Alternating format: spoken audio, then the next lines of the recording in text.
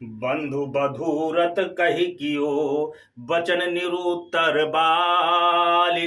तुलसी प्रभु सुग्रीव को, चितई न कछु कुचाली। जिस पाप को बता करके भगवान श्री राम ने बाली का वध कर दिया, वही पाप जब सुग्रीव ने किया तो प्रभु श्री राम ने उसके उस पाप को देखा तक नहीं। कभी आपने सोचा है कि आखिर ऐसा प्रभु श्री राम ने क्यों किया? जय अगहत्यु व्याध सर बाली, सोई सुकंठ फिर कीन कुचाली। सोई करतूति विभीषण केरी, सो न राम सपन्यो ही अहेरी। जो पाप बाली ने किया वही पाप सुग्रीव ने किया, वही पाप विभीषण ने किया, लेकिन प्रभु श्री राम ने स्वप्न में भी उनके इस पाप का विचार नहीं किया और उन्हें अपने राज दरबार में ले जा करके भरत के सामने उनकी महिमा का गुणगान करते हैं और उनको सम्मान दिलाते हैं।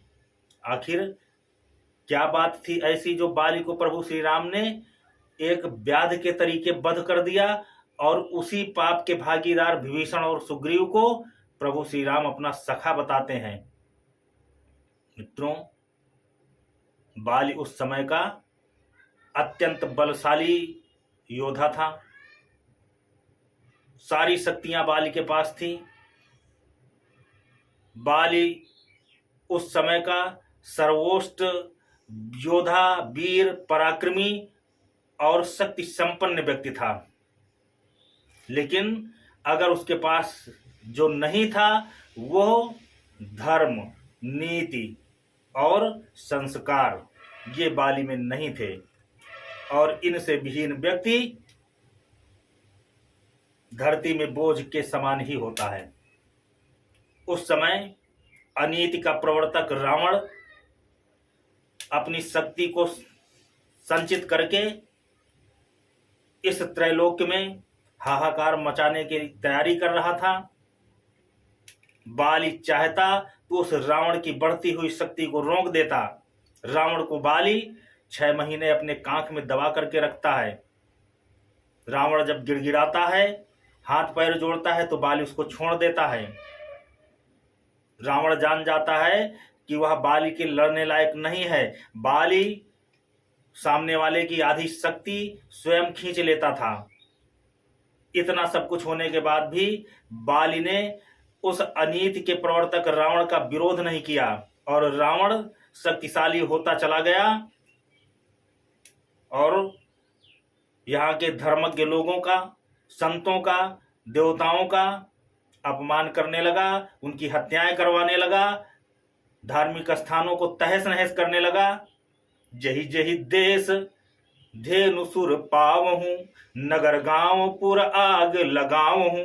क्या रावण का कर्म था कि जिस जिस देश में गाय, देवता, ब्राह्मण, संत हो, उस गांव, नगर को आग लगवा दो। ये रावण का आदेश था अपनी सेना के लिए। बाली चाहता तो रावण के उस आतंक को रोक देता, रावण को अपने अधीन कर लेता, लेकिन बाली क्योंकि नास्तिक हो चुका था, उसे न धर्म से मतलब था न कर्म से मतलब था।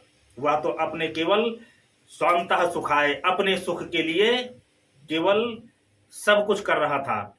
समाज से कोई लेना देना नहीं, धर्म से कोई लेना देना नहीं, संस्कार से कोई लेना देना नहीं। रावण चाहे संतों से रक्त का के रूप में कर ले, चाहे कन्याओं का अपहरण करे, चाहे मंदिर तोड़वाए, कुछ भी करे, वह रावण को रोकने के लिए कभी तत्पर हुआ ही नहीं।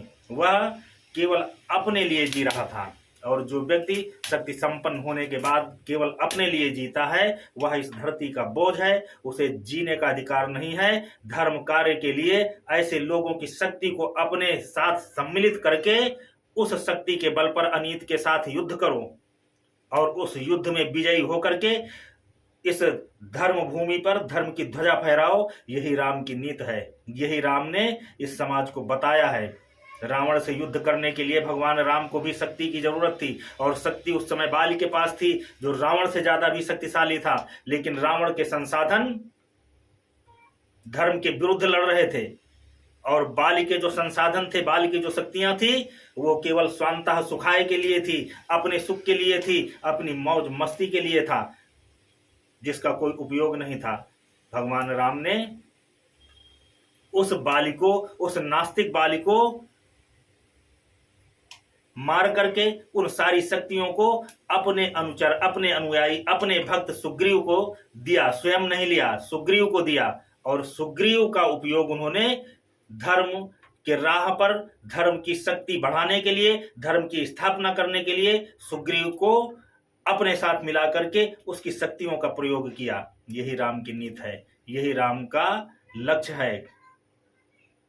तो मित्रों, कभी भी अनीति के विरुद्ध युद्ध का आमंत्रण मिल जाता है तो आप अपने आप को सौभाग्यशाली समझें, अनीति के विरुद्ध डट करके युद्ध करें। युद्ध में अगर विजयी होते हैं तो आपको श्रेय मिलेगा, अगर आप वीर गति को प्राप्त होते हैं तो आपको वैकुंठ मिलेगा। आपकी वह गति होगी जो यहाँ के संतों, ऋषियों, मुनियों को अनेकों जन्म साधना के बाद मिलती है। वह गति आपको युद्ध क्षेत्र में अनीति के विरुद्ध युद्ध करते हुए वीर गति प्राप्त करने पर होती है। ये हमारे गीता का उपदेश है, ये हमारे शास्त्रों का उपदेश है। लेकिन हमने अपने शास्त्रों को छोड़ दिया, हमने अपने शास्त्रों को नहीं पढ़ा। हमने पढ़ा क्या कि ढोंगी संतों ने, जिनको हम अपना धर्माचार्य मानते हैं, जिनको हम अपना आदर्श मानते हैं, उन्होंने हमें नपुंसक बना दिया। अहिंसा का थोथा राग अलाप करके हमारे शक्तियों को बिल्कुल छीण कर दिया। आज हमारे गाल पर एक तमाचा कोई मारता है तो हमें दूसरा गाल कर देना चाहिए। पता नहीं कैसे कैसे उदाहरण देकर, कैसी कैसी सीखों को देकर के इस हिंदू समाज को नपुंसक बना दिया। और रूप क्या धारण किए हुए थे यह कहने वाले? कोई महात्मा बना था, कोई बापू बना था। आज भी ऐसे ऐसे कथावाचक हैं, ऐसे ऐसे धर्माचार्य हैं जो समाज में वास्तविक धर्म को की स्थापना न करके धर्म के विमुख शिक्षा दे रहे हैं। लोगों को मनोरंजन चाहिए, वो मनोरंजन करवा रहे हैं। लोग उनकी कथाओं में बैठ करके केवल मनोरंजन कर रहे हैं। उनको पैसा चाहिए, आप पैसा दे रहे हैं, वो पैसा ले रहे हैं। यहाँ धर्म से कोई लेना देना नहीं है, यहाँ संस्कार से कोई लेना देना नहीं है। व्यास गद्दी पर बैठ करके गजलें सुनाई जाती हैं, व्यास गद्दी पर बैठ करके अनर्गल प्रलाप किए जाते हैं, लेकिन न कोई रोकने वाला है, न कोई टोकने वाला है। आज हमारे मठ मंदिर उसी बाली के खजाने की तरह हो गए। उन मठ मंदिरों में चढ़ने वाला पैसा, अरबों खरबों रुपए जो हमारे धर्म और आस्थावान व्यक्तियों के घरों से, जेबों से उस मंदिर में जाता है, उस मंदिर में चढ़ा हुआ पूरा पैसा ऐसे लोगों के ऊपर खर्च किया जाता है जो हमारे ही सनातन के विरोधी हैं। ऐसे ही संपत्ति को, ऐसे ही संसाधनों को संग्रहित करके, संकलित करके, इन्हें अपना बना करके, चाहे बल्ब से, चाहे छल से, किसी भी तरीके अपने धर्म कार्य में लगाना ही रामकाज है, धार्मिक कार्य है। और अनीति के विरुद्ध अपने को शक्तिशाली बना करके इस समाज में खड़ा करना, यही धर्म का कार्य है, यही रामकाज है। अगर आप शक्तिशाली नहीं हैं तो आप ना तो धर्म का कार्य कर रहे हैं और न समाज का कार्य कर रहे हैं। जब तक आप बचे हैं तब तक बचे हैं। जिस दिन कोई आक्रांता, विधर्मी आक्रांता आपके ऊपर हावी होगा, आपकी सारी संपत्ति, आपका सारा वैभव अपने अधिकार में करके और आप